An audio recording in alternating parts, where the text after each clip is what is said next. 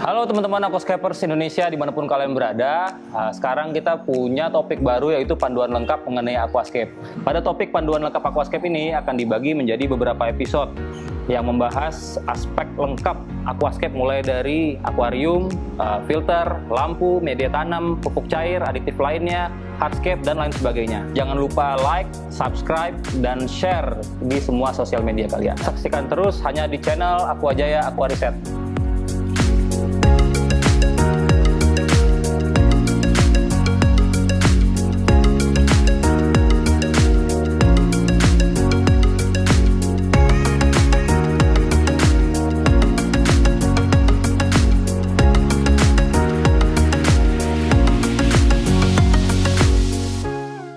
Sebuah aquascape itu biasanya dinilai dari depan kan ya, kayak kita ngelihat sebuah foto atau sebuah lukisan. Makanya teori mengenai layouting aquascape ini sangat erat kaitannya dengan ilmu fotografi ataupun ilmu lukisan.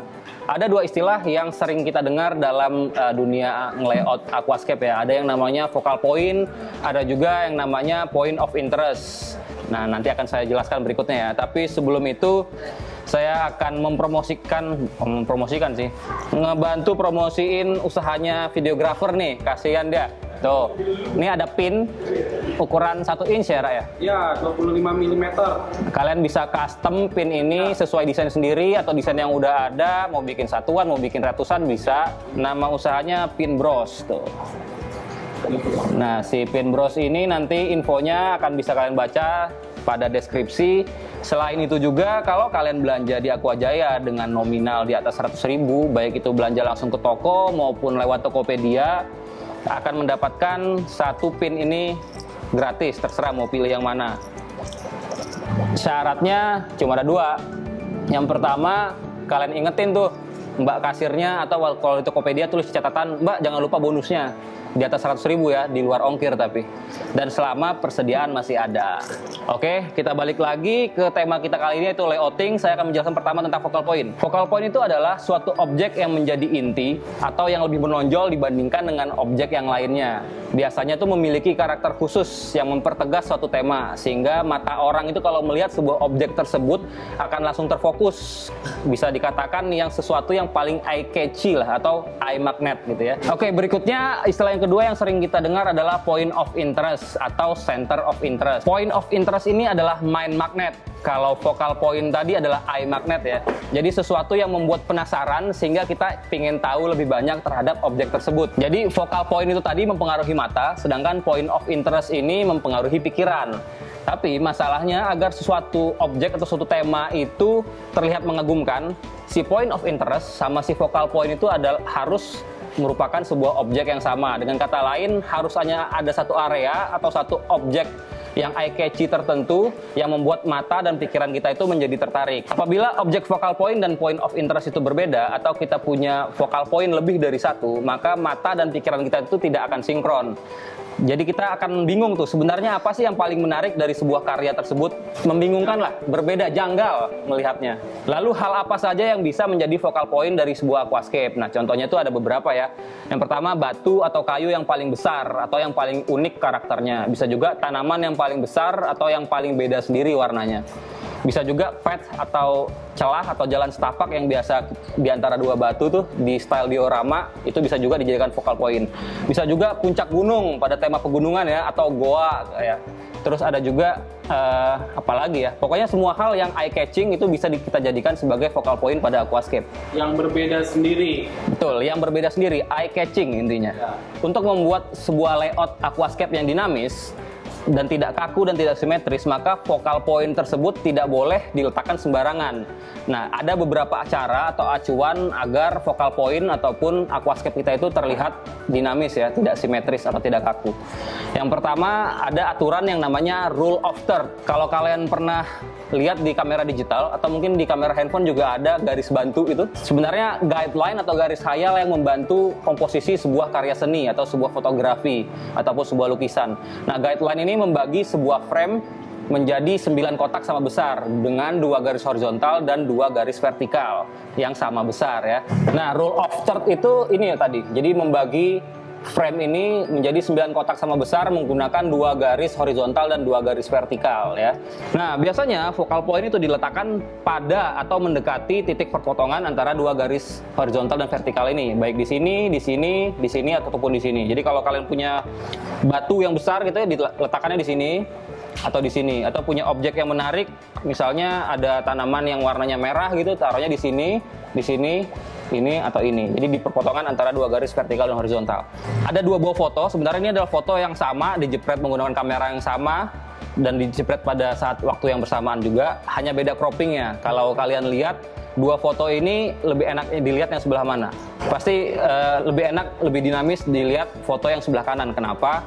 Karena foto yang sebelah kiri ini focal point-nya si gunung batu itu berada tepat di tengah, sedangkan yang di sebelah kanan ini si focal point-nya atau si batunya itu tadi berada pada perpotongan antara 2 garis horizontal dan garis vertikal. Pada aquascape, selain untuk ngebantu posisi penempatan focal point, si rule of third ini juga bisa ngebantu kita menentukan mana yang foreground, mana yang midground, mana yang background. Jadi kalau kalian lihat dari depan, biasanya baris yang paling bawah itu kebanyakan adalah foreground ya, tanaman foreground atau mungkin hanya pasir polos. Dan baris yang tengah itu biasanya adalah didominasi hardscape utama ataupun tanaman midground. Sedangkan yang baris paling atas itu didominasi oleh didominasi oleh tanaman background atau mungkin dibiarkan kosong sebagai open space. Nah, selain rule of third, ada rule-rule lain yang bisa kita aplikasikan pada layouting aquascape dan untuk penentuan focal point, yaitu yang pertama ada namanya golden ratio. Jadi golden ratio itu adalah sebuah angka persamaan matematika ya, di mana panjang A ditambah B dibagi dengan A sama dengan A dibagi B. Nah, dari persamaan ini kita bisa tahu A-nya berapa, B-nya berapa, yaitu A-nya sama dengan 1, B-nya sama dengan 1,6. Susah ya nulis kebalik ya. Nah, jadi yang dikatakan golden ratio itu adalah ini nih, angka 1,618. Sebenarnya A banding B itu adalah golden ratio, 1 berbanding 1,618. Jadi kalau gua gambarin, hapus dulu ya. Kalau si golden ratio itu adalah dari tengah akuarium geser ke kiri sedikit atau geser ke kanan sedikit. Kayak gini lah ya kurang lebih. Itu perbandingan 1 dibanding 1,618. Ya, kurang lebih kayak gini. Jadi agak sedikit berbeda ya sama rule of third yang si golden ratio tadi, tapi agak mirip lah. Kurang lebih kalau kita bisa bikin persentase, kurang lebih ini 60%, ini 40%, atau sebaliknya ini 60%, ini 40%. Jadi nanti focal point kalian taruh di sini atau taruh di sini. Ada 2 rule lagi yang mendekati golden ratio juga atau mendekati rule of third juga, namanya deret Fibonacci dan golden spiral. Nah, yang pertama deret Fibonacci itu adalah deret matematika, urutan-urutan angka yang kalau kita bagi dari angka-angkanya itu akan mendekati angka 1,618 tadi. Dan satu lagi golden spiral. Golden spiral itu adalah sebuah geometri yang terinspirasi atau yang dibuat dari si deret Fibonacci tadi. Semua materi pada video ini akan tercantum pada artikel PDF tersebut. Nah, yang pastinya rule deret Fibonacci, golden spiral, lalu juga golden ratio ini bisa diaplikasikan ke banyak produk ya, bahkan juga terjadi secara alami. Kayak misalnya orang ngedesain sebuah web layout atau ngedesain produk, contohnya kemasan makanan atau kartu kredit, itu perbandingan ukuran panjang dan lebarnya itu akan mengikuti atau mendekati golden ratio. Nanti lebih jelasnya baca aja di artikelnya ya. Oke, berikutnya yang terakhir yang menurut saya paling applicable dalam layouting aquascape itu adalah namanya rule 321 atau 3-to-1 rule. Jadi semua rule yang saya sebutkan tadi kalau kita aplikasikan ke aquascape itu bisa dikatakan atau bisa saya sebutkan namanya rule 123 atau 321. Jadi 3-to-1 rule ya. Kalau kita tahu Sunzone Iwagumi atau Iwagumi klasik yang menggunakan 3 atau 5 batu, itu perbandingan ukuran antara batu utamanya, batu kedua sama batu ketiga, itu adalah perbandingannya 1:2:3 atau 3:2:1. Batu yang paling besar itu biasanya disebut Oyaishi, misalnya ukurannya segini. Lalu batu yang nomor 2 paling besar itu namanya Fukuishi, biasanya ukurannya adalah 2/3 dari yang Oyaisi-nya, dan yang paling kecil itu namanya Soeishi. Ukurannya itu adalah setengah dari Fukuishi ataupun sepertiga dari yang Oyaisi. Sebenarnya Iwagumi tadi itu nggak harus terbatas 3 atau 5 batu, bisa lebih. Tapi biasanya kita menggunakan formasi Iwagumi itu batunya jumlahnya ganjil. Nah, kenapa ganjil? Kalau misalkan genap, orang itu cenderung akan membuat sebuah layout yang simetris sehingga terlihat kaku dan tidak dinamis, ya. Nah, dari perbandingan Sanzon Iwagumi tadi lah sebenarnya inspirasi utama yang 3-to-1 rule itu. Rule ini berlaku tidak hanya pada Iwagumi atau Iwagumi klasik ya, bisa juga diaplikasikan pada layout-layout pegunungan atau layout diorama. Jadi setiap 3 batu yang berdekatan itu perbandingannya harus mendekati 3:2:1.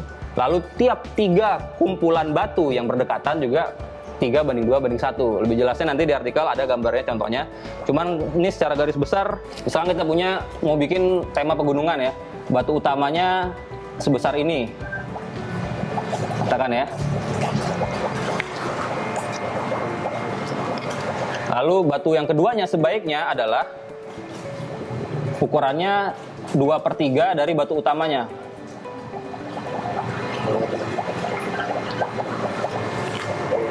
Dan batu yang ketiga ukurannya adalah setengah dari batu kedua atau sepertiga dari batu yang pertama. Kayak gini. Jadi ini 3, ini 2, ini 1 ya. Nah, ini kan satu kumpulan batuan. Biasanya kumpulan batuan yang lain gini, ini satu kumpulan batuan. Ini kalian punya kumpulan batuan yang lain, misalnya kayak ini deh.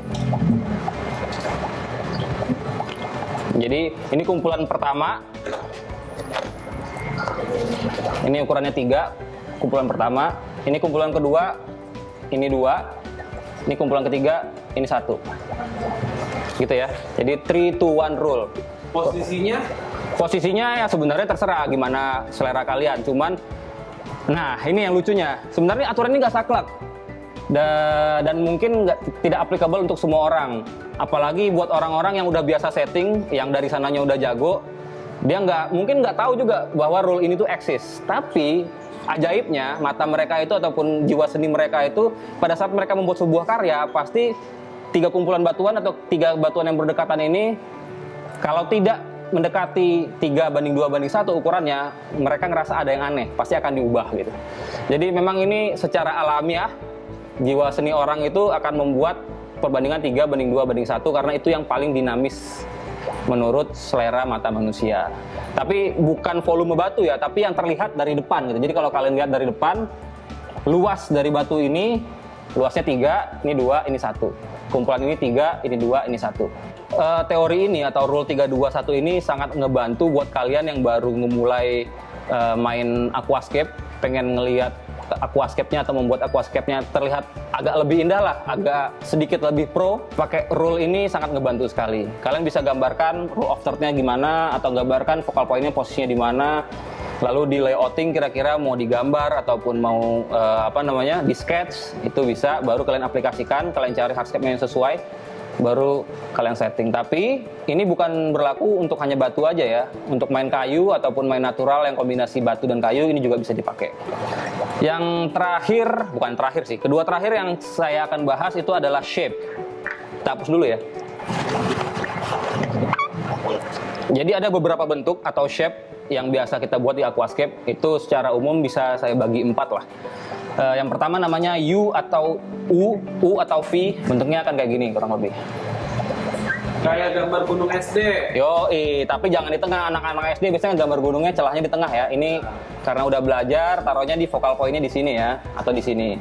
Nah, ini bisa dikatakan U atau V shape. Lalu berikutnya ada yang namanya triangle shape atau segitiga ya. Bentuknya kayak gini. Jadi semua kumpulan hardscape sama tanamannya bentuknya akan segitiga, sedangkan segitiga sebelah sini akan kosong posisinya. Jadi dibiarkan open space. Berikutnya namanya island shape atau bentuk pulau ya. Bentuk pulau ini biasanya dipakai pada tema-tema pegunungan ya. Gini. Nah, ini island shape namanya. Dan yang terakhir ada namanya rektangular, jadi tidak beraturan. Kenapa tidak beraturan? Biasanya karena semuanya full sama tanaman. Contohnya kayak Dutch style itu bisa kita katakan shape-nya adalah rektangular atau tidak beraturan. Sebuah layout aquascape itu pasti terinspirasi dari sesuatu, baik itu pemandangan, baik itu foto, atau bahkan karya aquascape orang lain, atau bahkan imajinasi diri sendiri ya. Ya paling gampang sih dari mencontek. Mencontek itu sebenarnya nggak salah kalau menurut saya ya. ATM. ATM apaan? Amati, tiru, modifikasi. Nah, benar. Ya, kalau orang desain pasti tahu. Yang saya maksud adalah mencontek untuk belajar, mencontek untuk memodifikasi, mencontek untuk menginspirasi, bukan mencontek untuk plagiat ya. Kalau plagiat itu semua orang pasti tidak akan suka dengan plagiarisme. Membuat satu karya baru. Betul, membuat suatu karya baru yang terinspirasi dari yang lain. Jadi nggak perlu malu nih kalau kalian ngelihat ada akuarium di Google ataupun punya temennya yang lebih bagus, kalian contek aja. Nggak apa-apa, namanya juga belajar ya. Banyak sekali saat ini sumber contekan yang bisa kalian pakai ya. Misalnya dari kalian traveling, ngeliat gunung, foto-foto sendiri itu bisa dijadiin inspirasi. Lalu bisa juga dari foto pemandangan dari website ya apa banyaknya Shutterstock ya. Shutterstock.com tuh banyak banget. Pinterest. Foto Pinterest atau juga lukisan digital dari ini DeviantArt. Oh, iya. Nah, DeviantArt tuh banyak banget. Tinggal kalian search keywordnya apa, misalkan forest ataupun fantasy forest ataupun rocky mountain segala macam, dan pasti kalian akan dapat ribuan inspirasi dari Google doang. Nah, biasanya ya kalau saya udah dapat inspirasi, mau itu dari foto orang lain ataupun dari pemandangan ataupun imajinasi sendiri. Kalau kalian bisa gambar ya sih. Kalau saya biasanya saya tuangkan dalam sketsa ya. Nih, mau lihat.